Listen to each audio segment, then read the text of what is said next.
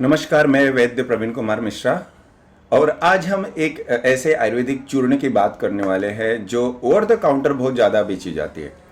Over the counter हम उस दवा को कहते हैं कि जो किसी डॉक्टर के परामर्श के बिना डायरेक्टली पेशेंट या मरीज ले लेता है और उसे कंज्यूम करते रहता है। रही बात कि क्यों हम इस मेडिसिन के बारे में बात कर रहे हैं, आपको कुछ देर में पता चल जाएगा। लेकिन बहुत इंटरेस्टिंग ये जो है चूर्ण है जो मैन्युफैक्चर करती है वैद्यनाथ कंपनी, और काफ़ी ज़्यादा इंडियन पॉपुलेशन के अंदर जो वयस्कर लोग हैं ये इसे सबसे ज़्यादा उपयोग करते हैं। उसमें से एक बार किसी ने मुझे ये पूछा था कि क्या कब्ज हर चूर्ण को हम खाते रहे ज़िंदगी भर और हमें कोई भी तकलीफ़ नहीं होगी, जैसा कि इसके ऊपर आप देखोगे कि लिखा है कि इस मेडिसिन को आप कंज्यूम अगर करते रहेंगे तो जो है आपका गैसेस का तकलीफ़ कम होगा, प्लस इससे कोई हैबिट नहीं बनती इससे। सो ऐसे काफ़ी चीज़ें हैं जो एक ब्रांड क्लेम करती है।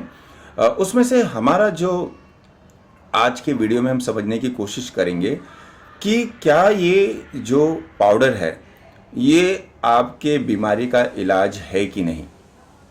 अब रही बात आती है कि सबसे पहले हम ये जान लेते हैं कि कब्ज क्या होता है।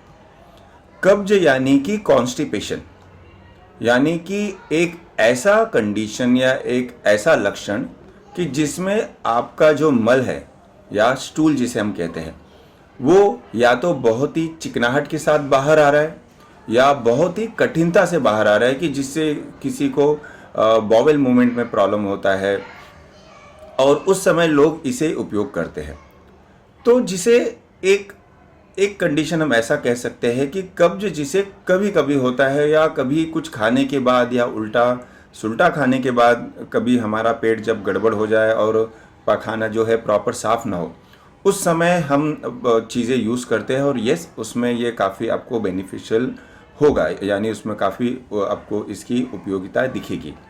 लेकिन जब बात होती है कुछ ऐसे लोगों के अंदर कि जिसको कब्ज की बीमारी सालों साल तक है, और उसमें से एक जो लास्ट टाइम हमें पेशेंट मिले थे और जिसके कारण मैं ये वीडियो बना रहा हूँ कि जो इस चूर्ण को कम से कम 2-3 साल से खाते जा रहे हैं, और वो कहते हैं कि जब भी वो ये चूर्ण को खाते हैं उनका तबीयत ठीक रहता है और नहीं खाते हैं तो वापस से उनकी जो कॉन्स्टिपेशन की तकलीफ़ है वो पहले जैसी हो जाती है।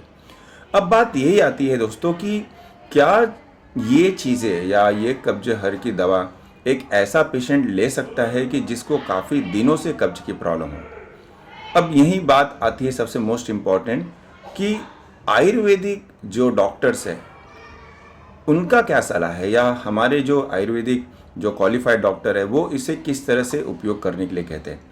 तो उपयोग करने के पहले हमें ये समझना पड़ता है कि खाली ब्रांड का नाम देख के या खाली नाम देख के हमें चीज़ों को नहीं खरीदनी है। हमें ये देखना है कि अंदर क्या ऐसी चीज़ है कि जिससे हमें मोशन हो रहा है या हमारा प्रॉब्लम सॉल्व हो रहा है और हम उसे कितने दिन तक ले सकते हैं। जैसे कि आप देखोगे कि इसके अंदर जो सबसे ज़्यादा प्रेजेंट है या सबसे ज़्यादा इसका कंटेंट है वो है सने, जिसे हम सोनामाखी कहते हैं। अलग अलग जो है प्रांत में इसका अलग अलग है, लेकिन सोनामाखी से ये सबसे ज़्यादा फेमस है और नॉर्थ में जो है सने कहते हैं। उसके बाद जो है थोड़ा कम में अगर हम देखेंगे तो इसमें निशोथ आती है जो वापस से आपको जो है गट मोटिलिटी इंक्रीज करने में, यानी कि आपका स्टूल का जो प्रॉब्लम है उसको क्लियर करने में आपको हेल्प करता है। इसमें हरित की है, थोड़ा प्रमाण कम है उसके, लेकिन फिर से जैसे हम जानते हैं कि जो हरित की भी है, जो हरेड़ा बोलते हैं हम, वो भी किसी न किसी तरह से आपके रेगुलर मोशन को क्लियर करने में हेल्प करता है।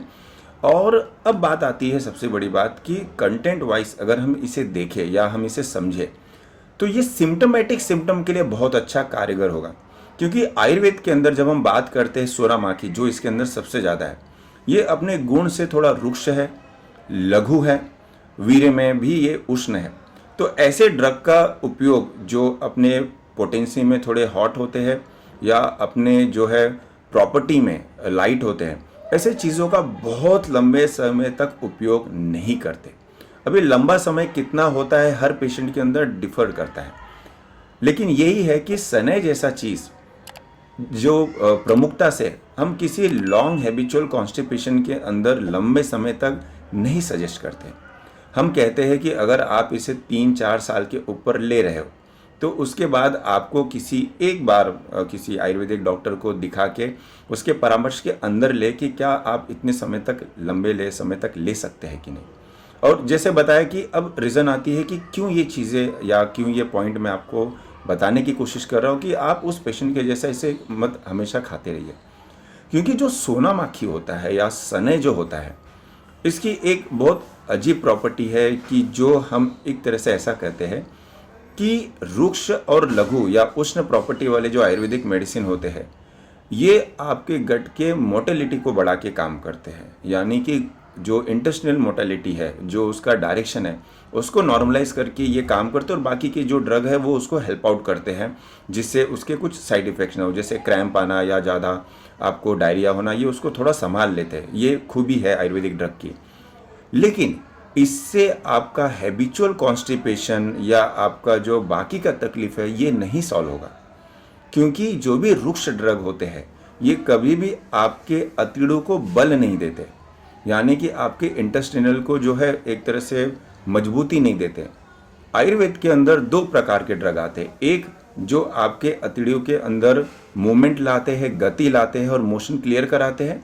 दूसरे कुछ ऐसे मेडिसिन होते हैं कि जो आपके अतीड़ों को बल देके यानी कि उसको पावर देके जो है मोटिलिटी क्लियर करते हैं।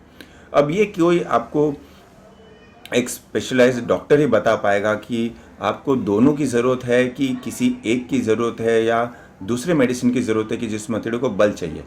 क्योंकि जो बल लाता है, जो आयुर्वेदिक मेडिसिन इंटेस्टाइन को मजबूत करता है, वो आपको लॉन्ग टाइम पे आपके जो हैबिचुअल कॉन्स्टिपेशन है उसके लक्षण को कम करता है। इससे आपको उस बीमारी से इलाज मिलेगा, यानी उस बीमारी से राहत मिलेगी। उसके बदले अगर मैं इसी मेडिसिन को खाली खाता रहूं और मैं लेता रहूं तो ये खाली सिम्टोमेटिक काम करेगी। उसके बाद इस मेडिसिन का बहुत ज़्यादा रोल आपके अंदर नहीं मिलेगा। और ये आप कभी समझेंगे कि एक और ऐसा ब्रांड है कि जिसके अंदर सोना माखी रहता है, वो है कायम चूर्ण।